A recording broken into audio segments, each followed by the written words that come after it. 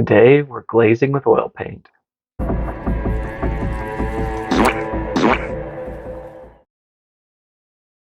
I've been asked to paint a Nightbringer for commission, and they want it to mimic the box art as close as possible. So take a little look at what that looks like. You can see some of the non-metallic metal on his body, but really the whole robe feels kind of like non-metallic metal. And then you got the green, glowy, greenish yellow glowy bits that every Necron seems to have these days. And so because it's commission, and if you need to look at, I did a commission 101 video. If you want to take a look at that, it kind of gives you my thoughts. But in essence, I want to paint as quickly as I can with the most wow factor. That makes both of us happy. The client will be happy if the price is low and the impact is high, and then I can just keep moving to new commissions or the next project. So as little time as possible with the maximum impact. And so I look at this Nightbringer, and there's some wild colors going on here. There's some purples, there's some greens. It's non-metallic metal, so this is all these things are very time consuming to do, but I'm going to try to figure out as best I can how to do this as quickly as I can. So let's get into it. So my plan with this is to do my classic AOA style, which is acrylic, oils, and then acrylic again. So I'm going to airbrush a lot of the acrylic in. I'm going to oil wash to build some contrast and some depth and kind of cover up the speckling that might happen from airbrushing. And then I can come back in and do some final touches with the acrylic paint. I am following the purple placement from the box art here. Just looking at the box and spraying purple all over. I am pretty heavy-handed with this. I overspray quite a bit, but I just know I'm going to come back in with some lighter tones and then blend it back with some darker tones. So it's important here I use a little bit of a brighter purple, even though the box art has a dark purple to it. Now I'm coming in with this pastel blue and just doing the highlights. In general, I'm shooting this from the top right of the shot or the top left of the model. That seems to be where the light source is coming from, so I'm just going to follow that. This also serves as the base tone for the non-metallic metal body that I'm going to be working on as well.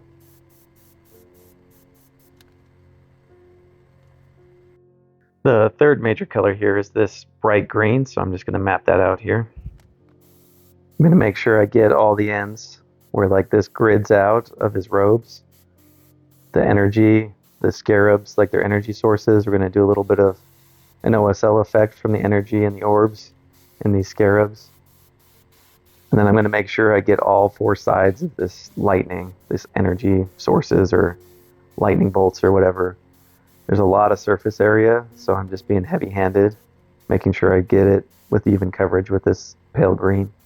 And any overspray is just going to start to map out the OSL type of effect that I'm going to lean into with this. I'm not too concerned about it spilling into the base or anything like that. And the last couple places that there's green is like on the scythe, in his face, some of these tassels he's got. So I make sure I want to hit that too. Now it's time to blend some of these colors together. So I'm going to start here with this Dark Angels green, transparent green that is very dark, that will blend this bright green into some of that purple. Just trying to fade out that bright green into the darker tones.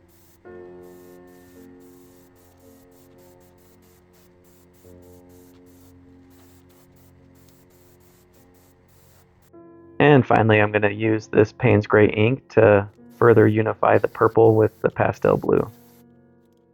I'm trying to blend the transitions, but also this is supposed to be like a mostly black or dark model, so I want to start to influence it that direction a little bit more at this point.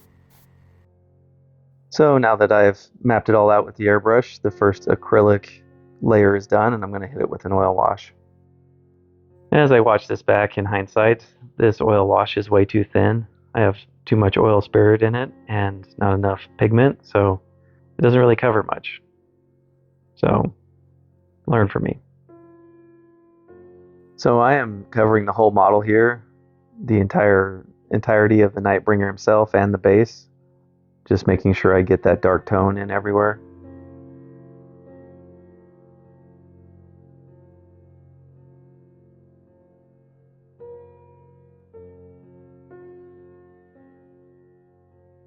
So I let that oil cure overnight or a day or so.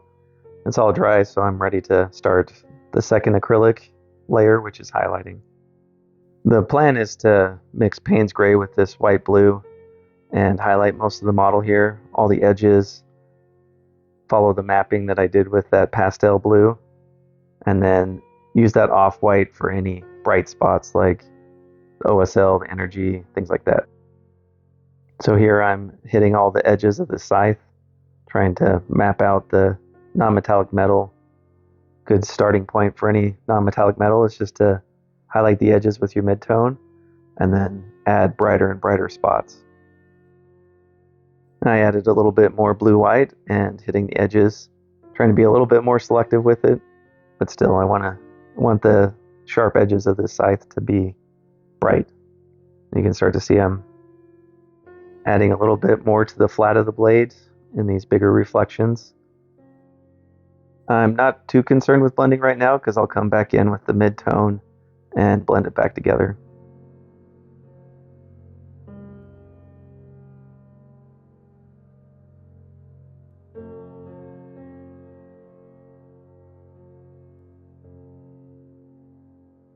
After highlighting it all up to the brightest points, I realized I don't have enough contrast.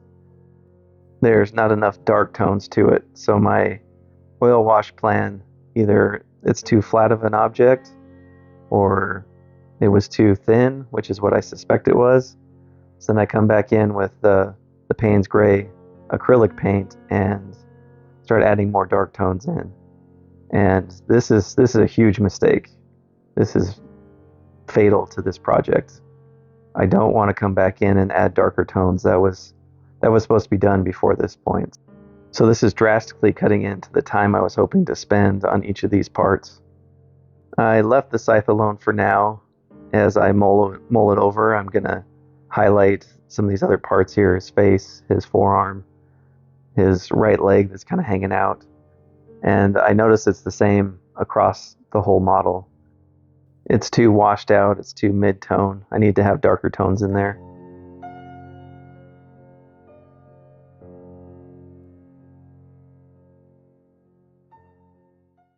So at this point, I realize AOA is not going to work. This looks like hot garbage. It looks terrible. It's splotchy, and I know just with a few passes, it's going to take me forever to glaze this and blend it. These surfaces, like this scythe, is as big as a whole model, so I need to find a better way. So something I've been kind of kicking around trying to do is paint more with oils directly. So I'm gonna figure it out. I'm gonna try it here.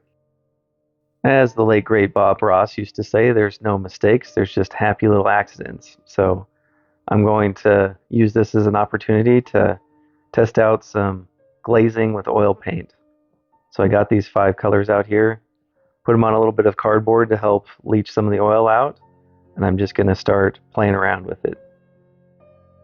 To start, I just took some pure Payne's Gray and I'm just jamming this into the dark areas, into the dark recesses.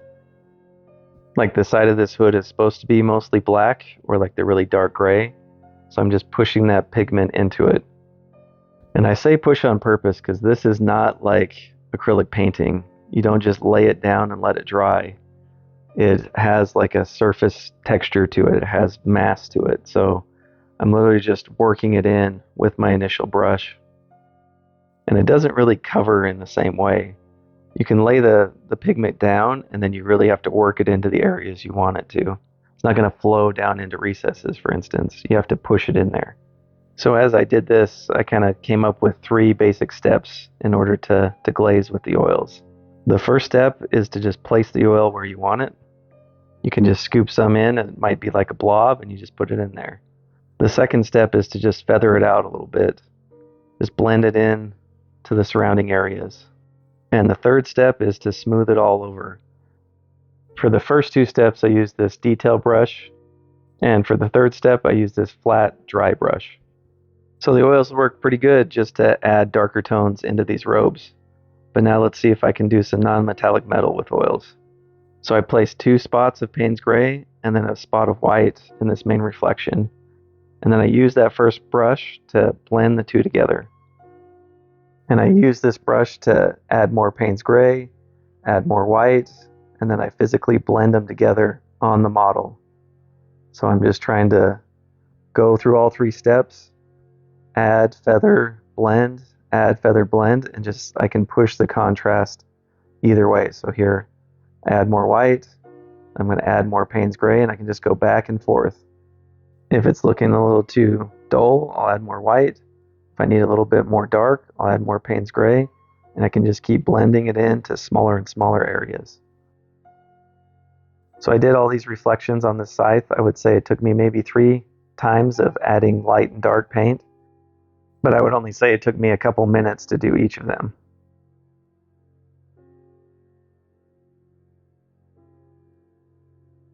And if you make a mistake with the oils, like you can see there, I got a little white into the dark area, just a little bit of paint thinner, and you can just remove it real quick with that detail brush.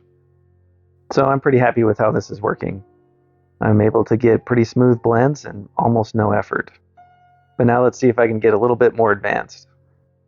The true challenge of any non-metallic metal is to make sure that you have reflections. You have different colors being reflected in the metal.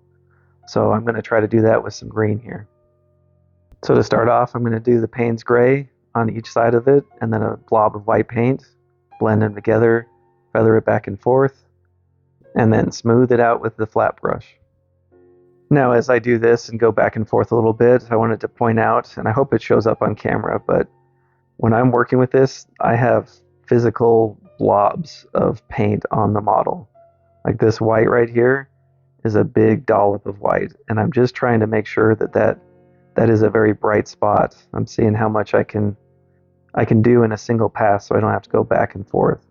And I think that that's the true skill of working with oil paints, is knowing how much to work with, how much to blend back and forth, how much to thin it, and just to get it to stick a little bit. But this is my first really crack at it, but I think you can see that it's really easy to just go back and forth and push the contrast either way and just get really good, smooth blends from light to dark with barely any effort.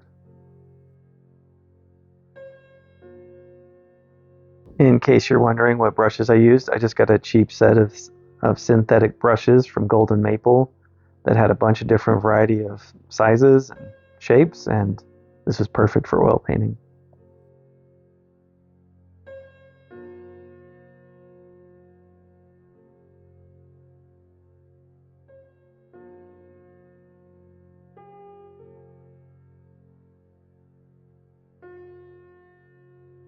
So that's looking pretty good. Now let's try to add some green in. Following the same basic premise, I'm just trying to add the green to the top sides of these reflections and then blend it back in. So I was a little heavy-handed with the green on the top side especially. I want to be a little bit more careful, but it's not a big deal. The beauty of oils is you can just keep working it back and forth. You can add more dark in. So I add more Payne's Gray, and it just blends with all the colors and makes these very smooth transitions just with a little bit of effort. So because I was a little heavy-handed, I'm just going to try to buff it out with my smoothing brush, my dry brush here. Just take some of that green away and blend it into the surface. And then I'm going to add more white to just make a really bright reflection. And again, this just blends with all the colors underneath, makes super smooth blends, super smooth transitions, barely any effort.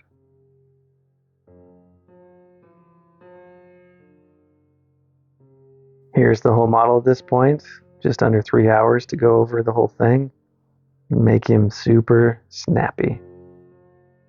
So now time to bring it all home. A little fluorescent green through the airbrush and this model is done.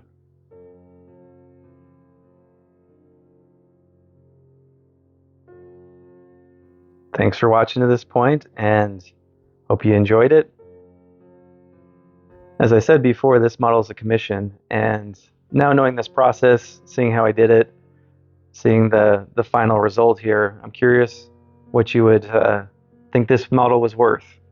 If you've ever done a commission or asked for a commission, this is the final shot that I sent to the client, as getting like final checks, making sure everything looks good before I did the final touches. And I come back in with some acrylic and just pop some of the edges, do some bright spots. But if you're looking at this and you see the level of quality, like how much do you think that would be worth? I'd love to hear it in the comments.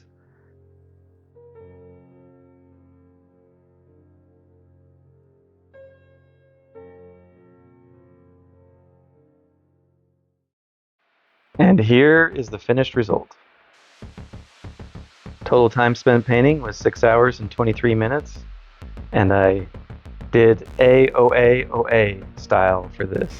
So maybe I'm onto something, and I think I'll try more of this in the future. I'll catch you in the next one.